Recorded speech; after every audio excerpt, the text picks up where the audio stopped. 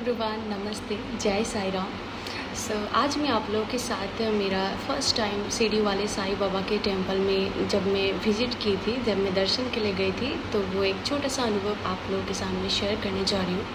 तो गाइस, मुझे ना पहले ऐसा लगता था कि जो सिर पे एक मुकुट पहनते हैं वही भगवान है। तो बचपन में मैं जब छोटी थी, क्लास 8-7 में पढ़ती थी, तो शिरडी वाले साईं बाबा एक सीरियल देता था, तो थोड़ा बहुत देखती थी और मुझे ये पता चलता है कि कोई है जो उसका नाम है साईं बाबा।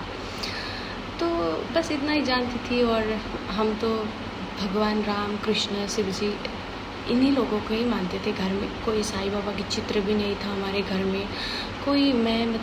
मुझे ये भी नहीं पता था कि साईं बाबा के मंदिर होते हैं। जैसे राम भगवान, कृष्ण भगवान का मंदिर होता है, तो ऐसे साईं बाबा नाम के एक महापुरुष संत का भी मंदिर होता है, ये मुझे नहीं पता था। तो बात ये हुई कि जैसे जैसे टाइम बीतता गया, तो 2024 में एक महापुरुष, I can't take him name, तो उन्होंने ना मुझे एक एडवाइस किया कि क्यों ना आप एक बार शिरडी वाले साईं बाबा के टेंपल कहीं करीब लोकेशन में जाके एक बार दर्शन कर लो। तो मेरा भी थॉट आया है कि अब इतने बड़े पुरुष, संत, महापुरुष, इतने बड़े एक लोग ने मुझे कहा है कि आप एक बार दर्शन करो साईं बाबा के, तो मुझे एक बार क्यों ना दर्शन करने के लिए जाना चाहिए। तो मुझे ऐसा थॉट आया और मैंने 5 दिसंबर 2024 गुरुवार के दिन मैंने सोचा कि मैं बाबा के टेंपल में दर्शन करके आती हूँ, और मैं चली गई। और जब मैं पहली बार साईं बाबा के टेंपल में एंटर की गेट से, तो मैंने देखा कि वहाँ पे एक रेड कलर की साड़ी पहनती हुई एक वुमेन वहाँ से बाहर आ रही थी मंदिर से दर्शन करके।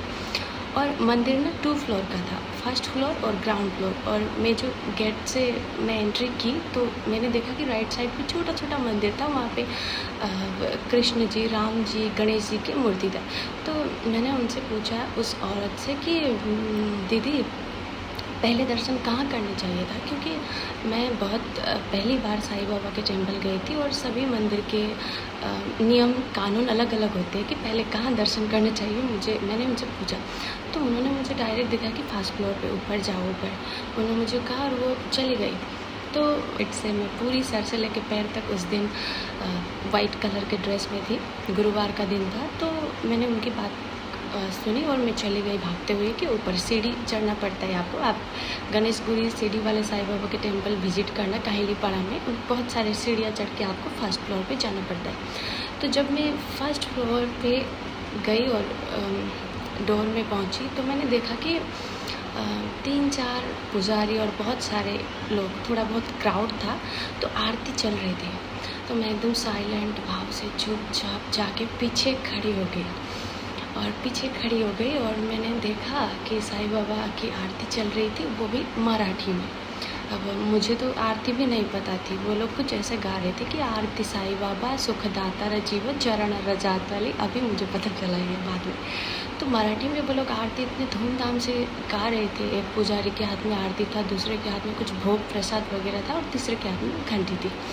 तो बहुत सारे, थोड़ी बहुत क्राउड थी, लोग भी थे वहाँ पे। तो मैं पीछे खड़ी हो गई और पीछे खड़ी होकर मैंने ऐसे अपना दोनों हाथ जोड़ा और मैंने साईं बाबा की मूर्ति की तरफ देखा। तो मैंने अपने लाइफ में कभी भी अपने ग्रैंडफादर, ग्रैंडमदर को नहीं देखा है आज तक। तो मैंने उनको देखा मूर्ति में, तो देखा कि एक चेयर में एक बड़े बुजुर्ग, एक ग्रैंडफादर के रूप में वो ऐसे करके बैठे हैं, एक पैर के ऊपर दूसरा पैर लगा के ऐसे बैठे हैं।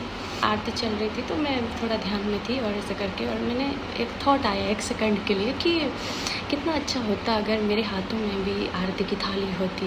1 सेकंड बाद कि वो जो पुजारी थे, आरती गा रहे थे, उन्होंने ना ऐसा यू टर्न मारा और वो सीधे मेरी तरफ आए, और उन्होंने अपनी जो आरती की थाली है वो मेरे हाथों में दिया और कहा कि आप भी आरती कीजिए ना। उस टाइम पे आप बिलीव नहीं करोगे कि दैट वाज द टाइम मेरी आंखों में ना आंसू आ गए कि यार इतनी अच्छी किस्मत कि स्वयं बाबा की आरती मेरे हाथ में कर रही हूँ। मेरे मन के जो भाव थे ना, वो बाबा ने पकड़ लिए और आरती करने का एक अच्छा सा मौका दिया। और उसी दिन मैं घर वापस आना था मुझे, तो मैं जालुकबारी बस स्टॉप तक आने के लिए गाड़ी ढूंढ रही थी। और आपको तो पता ही है गुवाहाटी में बहुत ट्रैफिक होते हैं और बहुत ट्रैफिक में हम फंस जाते हैं। तो उस दिन एक छोटा सा, मेरी उम्र से बहुत छोटा एक भाई आया और मुझे कहा कि दीदी मैं ना वहाँ मालीगांव तक जा रहा हूँ, मेरा ड्यूटी है वहाँ पे, आप जाना चाहती हो तो आप मेरे स्कूटी में आप चल सकती हो। तो मैंने कहा कि तो चलो। उसने मतलब मुझे सीधा भाषा में लिफ्ट दे दिया तो मैं चली गई। और जब उसने मुझे पूरा जालुकबाड़ी बस स्टॉप तक पहुंचाया और सीट में बिठा के उसने कहा कि दीदी एक सेकंड मैं आ रहा हूँ।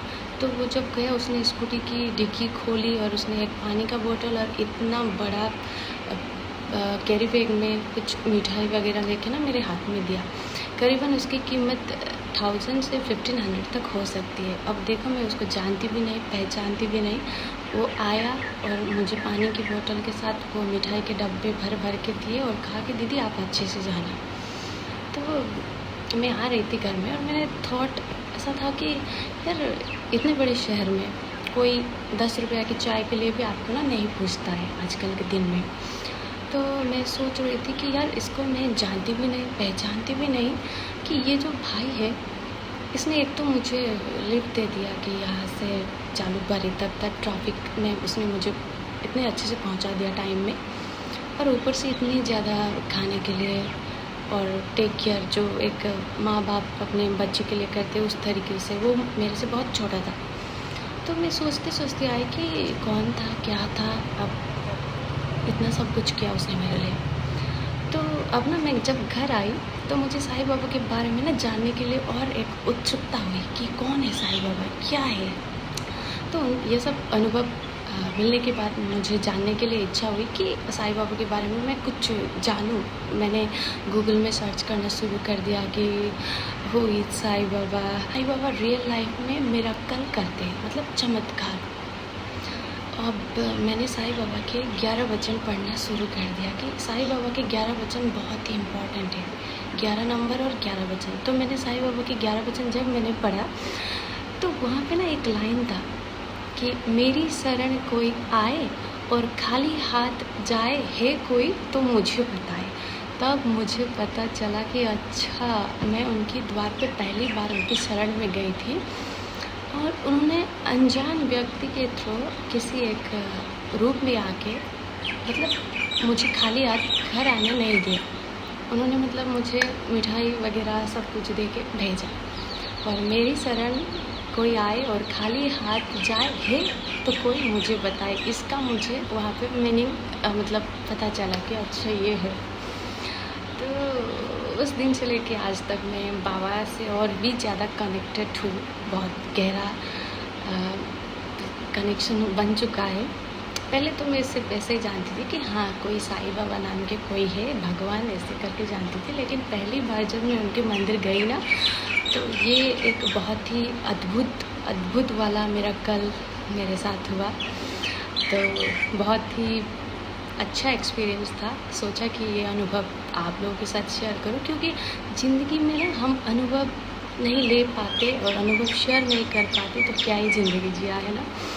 तो थैंक यू एवरीवन। और भी बहुत सारे अनुभव है साईं बाबा के मेरी ज़िंदगी में। अगर आप लोगों को ये अनुभव अच्छा लगा तो please keep like, share, subscribe and comment. और आगे भी कुछ सुनना चाहते हो तो प्लीज़ कमेंट कीजिएगा। Thank you. जय साईं राम, सबका मालिक है।